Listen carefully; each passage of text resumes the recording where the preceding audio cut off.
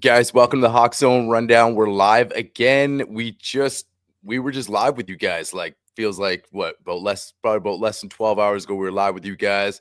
But we're back because Seahawks have a new starting quarterback. Sam is signed. Sam Darnold signs a 3-year deal with the Seahawks. Bryce, you and I talked about, the potential of Sam Darnold, obviously on the top of their list and what that contract might look like. You were discussing sort of the Baker Mayfield type of deal. And it looks like it's sort of in that ballpark, man. What's your initial reaction to Sam Darnold signing here? I think that this was the one domino that needed to fall. They need to go get their O-line dealt with now. Dahlman, like I kind of figured last night, and I had kind of mentioned on Dan's show, I kind of figured he was going to sign in Chicago. That is what I kind of had heard late last week. Now you got to go get Will Fries. You've got to go get him or Tevin Jenkins. You got to adjust the O-line. You've got this situation figured out now. The deal's a good deal. You're basically paying him $36 million. Now we got to find out all the details of it. The first year is probably going to be the higher cap hit year, but it's probably got built outs where they find, and this deal does not change, I think, Seattle's objective of getting their QB of the future still. I don't think Sam Darnold is the QB of the future. He is the bridge to that. And I know that scares people saying that because that's what we thought Gino was. This is a organizational reset on the offensive side. And that's where I think you'll see that this particular situation is better in the long run for Seattle. I think you're going to get a guy like, there are so many fits for Sam Darnold in Seattle. Rick Dennison worked with him. Clint Kubiak's worked with him. Our receiver coach has worked with him. Like, he's worked with so many guys in the staff. And when there was the reports that Aaron Rodgers was in Seattle last night and, everyone was freaking out, if they had gone with Aaron Rodgers, it would have been a catastrophe for John Schneider. It would have been horrible. You wouldn't have been able to – you would have lost more fans in the long run than anything. So now when I see this, I look at it and I go, okay, you've addressed the quarterback position. And there were rumors today earlier on, and I checked into them that there was a little smoke, like a little puff about and potentially trying to acquire him, but it was never going to work. And Seattle got this done, and it's a good-looking deal. And I think in the long run, Seattle's going to be set up for great success off of this. Yeah, you talk about a bridge quarterback. I mean, I love the deal too. It's a 3-year deal, so I think they still could potentially draft a guy, right? I mean, here's a guy. People might say, well, if you're going to stick with the bridge, just stick with Gino. But there's a number of reasons why. One, he seemed like he wanted out. They were stuck on that 45 mil a year. So here you're bringing in a guy, you reset in that room. You got a lot younger, and you got a lot cheaper. And you can still go do some things that you want to do. The other side of it too, is you can still compete. People like, if people watch the Vikings and, people can say, well, Minnesota had this as far as their team, and, Darnold can't survive. Look, every day there's news here. I mean, let's not act like we're not going to go make some type of move or two with that O-line. But you look at this keeps you competitive, but still able to let Mike do his thing on the defense, be a competitive team in this NFC West, right? I mean, Minnesota had one of the best records in the NFL. And Sam Darnold had a great season. Let's not be like, oh, well, it's because he had a good year, right? And sure, it's 1 year, but it was a great year. We brought him in on a pretty good deal as far as the quarterback market is concerned, man. I mean, you have a guy who is a lot younger than Geno Smith, and people have to realize, man, you start getting up there in age. I don't care if you've been a backup quarterback, whatever. It can take Father Time will take his toll on you. So we'll see what he does in Vegas over the next couple of years. You could see a quick decline. He might, who knows? But as far as the Seahawks are concerned, man, you look at the options out there too, and how this team set up. People were screaming how this was a 10-7 team and ready to compete. Well, now you've sort of put yourself right back in that position, but you got younger, you got cheaper, and now we can still go address what we need to address. Mike McDonald, you got confidence that he's going to go do his thing and work with John to get the pieces in. And then, like you were saying, the offensive line is the next the next one domino that we expect to fall here. Well, and that's the thing. Like, you have more financial flexibility. You reset your quarterback room by 7 years. Like, Right. that's a huge thing, right? We're talking about a guy in Geno that was going to be going on, 35. And now we're talking about a guy that's going on to be, he's 27. He's going to turn 28. He's still under 30. So, and he's got 6+ years of starting experience in the NFL. This isn't a guy that's, a rookie. Like, he's been around, he's seen it. Went through the same process Geno did in a lot of ways. Early pick by the Jets, didn't work out, bounced around. Now he comes here. Maybe this is some stability. And you're getting this at a much better financial value than you were going to get with a Geno extension. So you can now go out and build some pieces around this and set this offense up better in the long run. Yeah, and so you look at that number. I mean, that's sort of the number they wanted to pay Geno. I mean, is this a scenario where if Geno wanted to stay, he would have stayed if that was the number? It feels like the Seahawks were around that number, what they want to pay for a bridge, right? You mentioned bridge with Sam Darnold. Like, people have to realize this isn't because he's 27.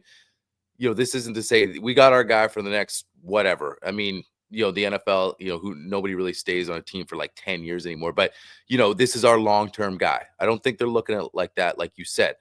But you can still have best of both worlds here. And I think I look at it too, like, change is good. It's a whole it's a different offensive system. Kubiak has coached him. I think it can be good for the Seahawks. I really do. It'd be interesting. I want to hear from sort of the people that really criticize the Geno trade, because there have been people out there that have criticized or like the sky was falling. How do you feel now that you brought in this guy that in all comparisons, look at Minnesota. He had a great breakout year. Geno was completely unknown when he started for us. So you almost look at it like we just did this a few years ago, but with a more established quarterback in Russell Wilson.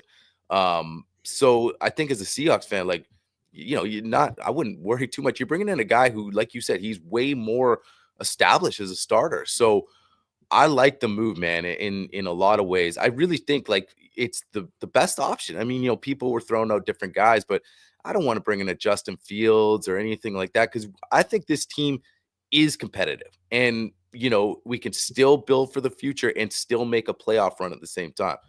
You know, so I mean, yeah, I just think it's we have best of both worlds here, man. I mean, and that's not to say, look, Sam could take a step back.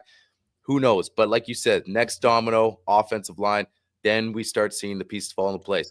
Receiver, you mentioned yesterday, like, when we had Mookie on, we're probably going to address that through the draft as well. So yeah, it's just, man, look at all these moves that have been made in the last, I don't know, 72 hours, right? It's like this team's already starting to look. Now we just got our quarterback. We just got rid of him, our quarterback 2 days ago. We got our next guy. So and that was the whole thing, right? When Seattle made the move to come off of Geno, it was because they were pivoting to Sam Darnold, and that was the main thing out of the entirety of it. And then the other thing here is like, it was a similar deal offered to Geno, but Geno didn't want the deal, right? And Geno didn't even counter, so you knew he wanted out. And this is what I was kind of alluding to a little bit on last night's show. I think there were guys in Seattle that, not that they had an issue with Mike Macdonald, but maybe they just didn't gel with how the direction of this team was going to go.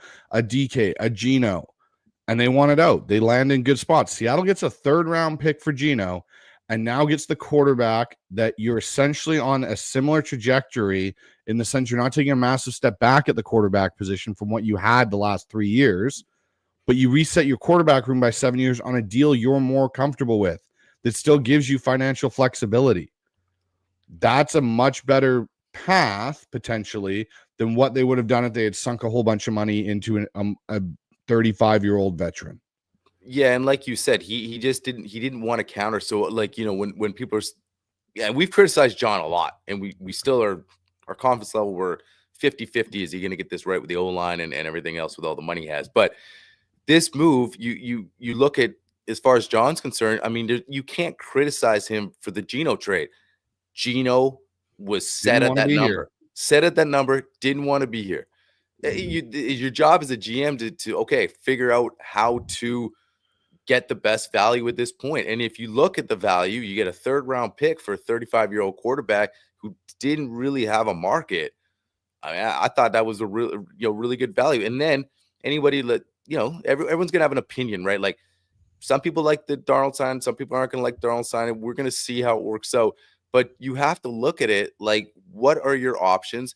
Uh, and at the same time, you and I still believe there's still a really good chance they're gonna draft a QB here. But you also have the luxury, if they don't, like we've talked about, that class next year looks promising. But if there's a guy they like, you take him. And like we've talked about, there's a lot of value in the later rounds in this draft for quarterbacks. So it's like, you just got good value with Sam. If it was announced that they signed him for in the 40s, then I could see a little more criticism, because then people can come back and be like, well, why didn't you make it happen with Geno? And then if it was just flat out, well, he wanted out, then hey, DK wanted out. So sometimes, hey man, guys want to change, guys want out, frustration. Look, man, that offense, the last few years, if you were in that offense, that guys were probably frustrated, man. Things were happening, guys. It's hard sometimes, and then you don't gel, things happen. So you need a fresh start. So, and then you know what? Like we've talked about Geno and Pete, like Geno loves Pete Carroll.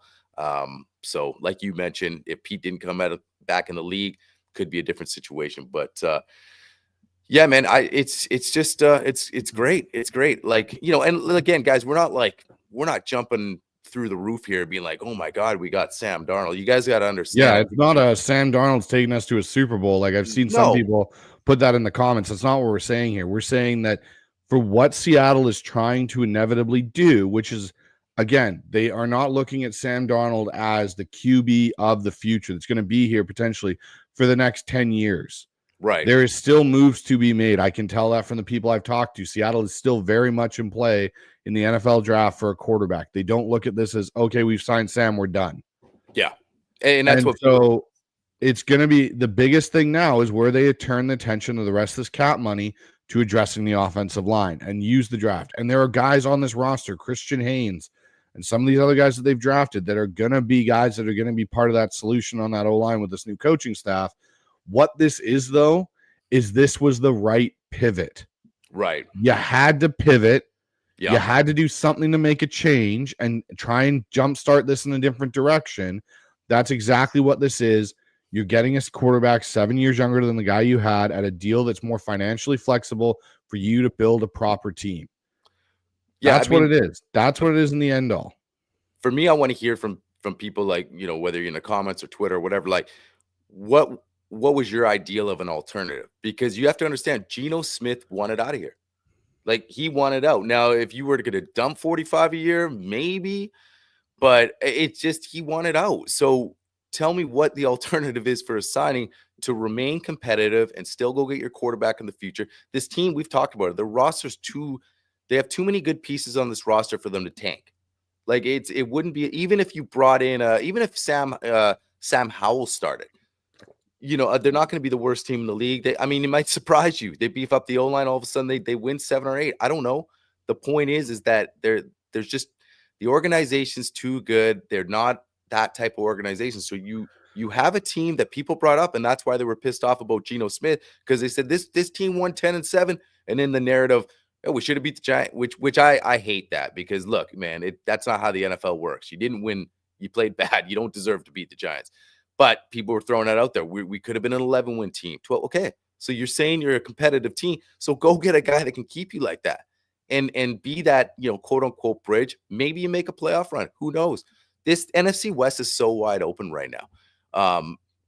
So for us, you can still stay relative, man. And I'm going to be excited this coming week right now that we're in, see what they do. Because all of a sudden now people are like, oh, shoot, you know what? Signed a couple of guys on the O-line, and guys understand this too, man. We got a new coaching staff. We have a new O-line coach. We have a new offensive coordinator. Like, the coaching makes a big difference on that O-line too. So you bring in a couple of vets, and the guys you have, this line can be respectable. We're not trying to be the top 3 O-line in the league, but we don't want to be number 30, 31, right? And so if we can stay, if we're somewhere in the middle, then you feel confident about this. And then you deal with receiver and you deal with, like, it's a process.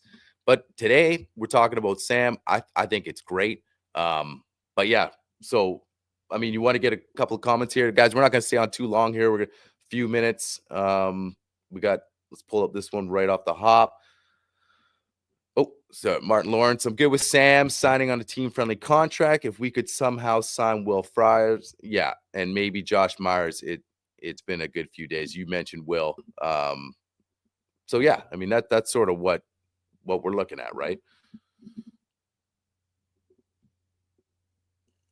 Mute. That's the key thing here. Now go address the offensive line. Go get a Will Friars. Now, the thing I think with Friars that people have to understand is you won't see him sign potentially until after Wednesday, because you're going to have to bring him into your doctors and see where he's at from his recovery. How is he physically doing? Because he is coming off a broken leg. That's a big deal. You want to make sure he's healthy. So that's the one thing that's going to be the hookup, the hold up with Will Friars from the Indianapolis Colts. Now, Josh Myers and Ryan Kelly become interesting. Right. And the fact that Ryan Kelly hasn't re-signed tells me that he's going to be, allowed to test the market. Again, I think Seattle will sign a center. I think Seattle's going to sign a guard. The other thing that could be interesting, and this is the other thing for me that I'm kind of interested to see how this plays out, is I think there's a potential trade that Seattle could look at to address their edge position before the draft. Right. And getting somebody in that can help that edge group. You haven't seen Chenna's rework deal come through yet. You haven't seen some of those things. But if you look at what's gone on this offseason, yes, we've moved on from DK, Geno, and Tyler, and you've cleared up a bunch of cap room. You've now added Sam Darnold on a very good deal for the Hawks, and you added Jaron Reed and Ernest Jones back to that defense. And the Ernest Jones deal, I think personally, might be the best deal in the entirety of free agency for the number and the value you're getting Ernest Jones really at. Good value on that compared to what the linebackers signed for. For a guy that came in and had the impact he did in Seattle for the second half of the season, this is a situation where Sam Darnold, if this defense gets added to and Mike McDonald can make this into a terrifying defense for teams to come play, right? And you're asking a Sam Darnold, hey, you don't have to go out there and be Superman. Just go out there and complete 20 to 23 passes a game for 200 yards and a score or two. Great. Like, that's fine. And we're going to win football games that way because we're being efficient on offense. I think that's a great recipe for success for this team. And again, like I said last night, the NFC as a whole and the NFC West is so wide open. This was the time to do this reset. Yeah. Agree. Couple more here. Make sense. Yeah, go ahead. Oh, sorry. Mitch from 12 Talk. What's going on, man? Here's my take. Darnold won't get people dancing in the street, but he's capable. The structure of the deal is clever. Now we can focus on building the future, and we easily move off Darnold in year 3. I mean, exactly, right? That the commitment level is perfect here, especially for the young guy. Like we mentioned, bridge, right? So it's, that's what people have to look at, man. That's why we're saying it's sort of the best of both worlds here. You reset, you got younger, you got cheaper. And here's one. Get your take on this. Why not just sign Mariota for cheap, draft a QB, save all that money? Why screw up the cap to get a guy that we don't want to be the future? We just got rid of that guy. So here's the reason why I don't think you go after Mariota. Mariota, to me, is, again, a guy that doesn't, not that Sam necessarily is elite, but Mariota is a significant downgrade from Sam Darnold. Sam Darnold keeps you competitive. Sam Darnold keeps you where you're at last year, but gives you the ability and the flexibility in this contract to fix other holes you have to then now bump that to a 10, plus win team, 12 win team, 13 win team. He just did it in Minnesota. Like we saw what he did last year with Minnesota. And I get, he got bounced in round 1. Okay, that's fair. That's fine. We've been bounced in round 1 even when we had Russell Wilson at quarterback and had home field advantage. Like, it happens. The thing for me with Jared Goff and the Lions got bounced. Exactly. It freaking happens, man. It's football. Yeah. It's just the parity of the league. But the thing I look at with this is I go, if you take a Mariota and you draft a quarterback, there's more pressure on that quarterback to start right away as a rookie if Mariota struggles. There is. It just inevitably is. It's more of a true competition when you don't look at Mariota and go, yeah, that's the guy. When we draft a guy this year, Sam Darnold's going to be the starting quarterback. I guarantee you when they have their press conference for Sam Darnold, it'll be, he is our starting quarterback. Yeah, 100%. And you're going to go with that. And then if that means, like, even if Sam has a good year this year, it allows you to do the Jordan Love kind of thing that they've done in Green Bay when you draft the guy. If you take Jackson Dart or Quinn Ewers or Kyle McCord, you have the ability to go and be like, okay, we can let him sit for 2 years and develop. We don't have to play him right away. We're still going to get 10 wins out of Sam and be competitive enough in this division to potentially win the division. So that's where I think you look at it. What this does tell me, though, with Sam Darnold is Tyler Shuck is not in the Seahawks plans. Right. Yeah. Because he's almost the same age. Yeah. So you're not going to go draft a guy that's roughly the same age as the guy you just signed to sit. And when he gets his opportunity, if Sam plays well, to be 29, 30 when he gets his opportunity, that just doesn't make sense. So I think this is where you'll see Seattle really go to a Jackson Dart, to a young guy, but it also doesn't make you have to take a guy at 18 now. You can let the board fall to you. You can still take a Kenneth Grant from Michigan in the first round at 18 and improve on this defense.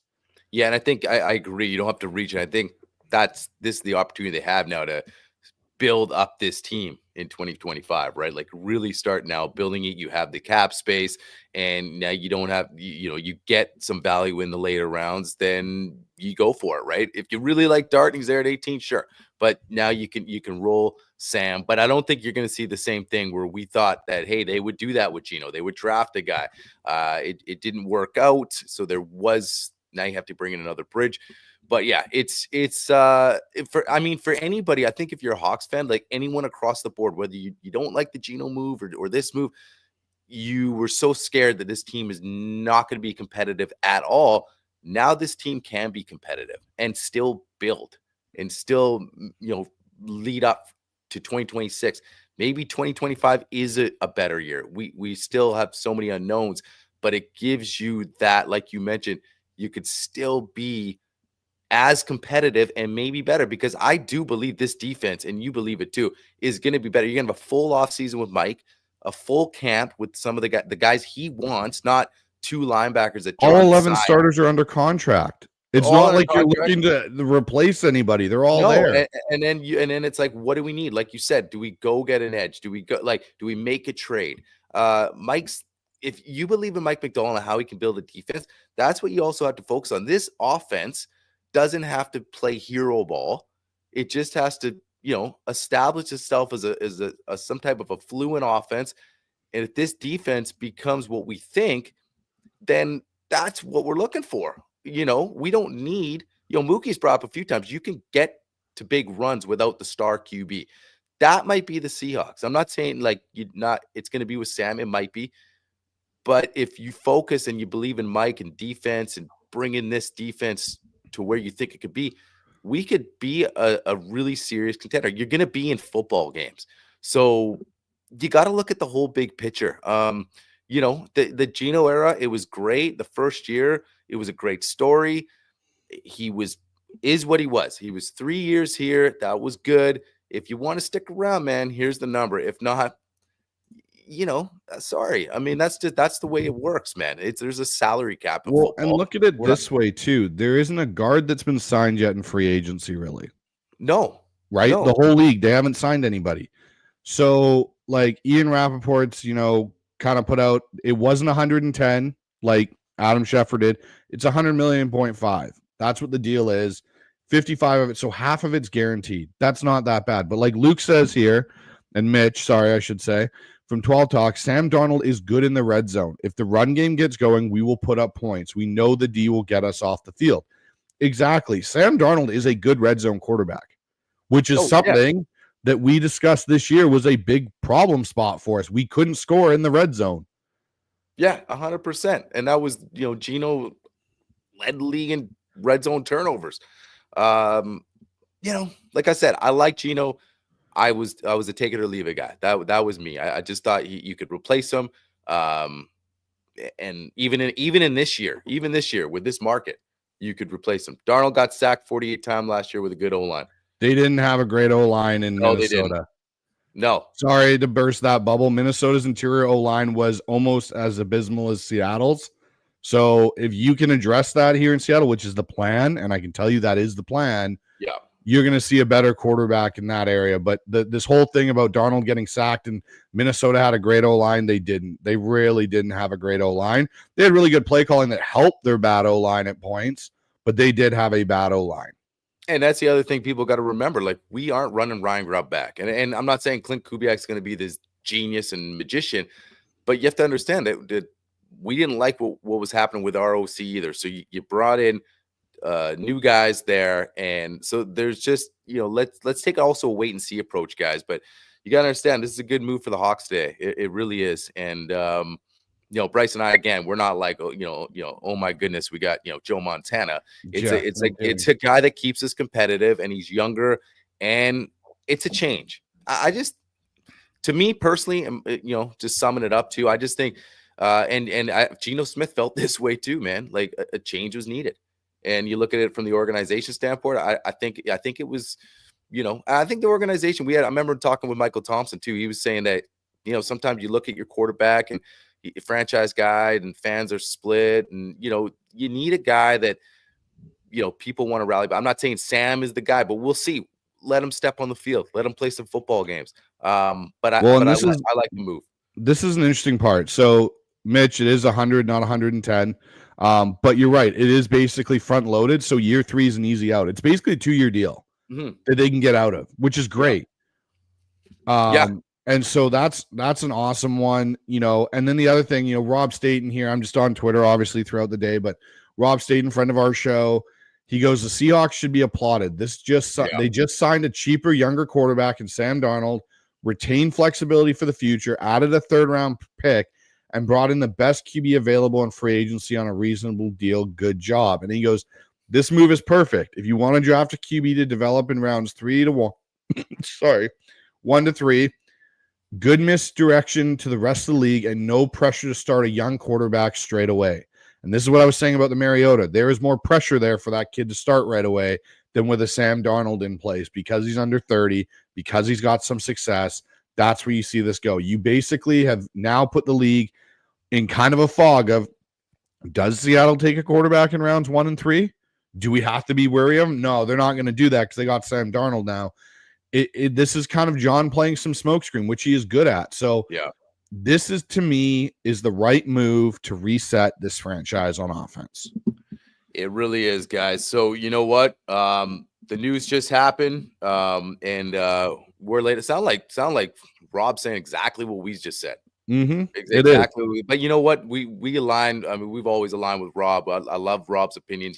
He's balanced, right? He said the same thing with Geno. He's kind of one of those guys, like, he was like, look, I understand it. And Rob always puts out good stuff. But yeah, I mean, we're right on the same page with Rob, man. Bryce, what receivers? This one's interesting. What receivers you think the Seahawks should target in the free agency and draft? So in free agency, Elijah Moore, someone that's interesting to me. Joshua Palmer's another one. When you look at the receivers that fit in this type of system that Kubiak runs, they have to be good route runners. They have to have a good ability to get off the line and create space for themselves. And so when we're talking about that, and then you look at guys in the draft, Jalen Noel, Jaden Higgins is another one. Sorry for me. McMillan's somebody, but I don't know if you're going to take him at 18. Right. There's Ricky White. There's some other guys later on that you can take as well. The receiver core really is going to be made up of guys like your big physical guy. And I can tell you this, is Seattle in the draft might put a priority on getting a tight end.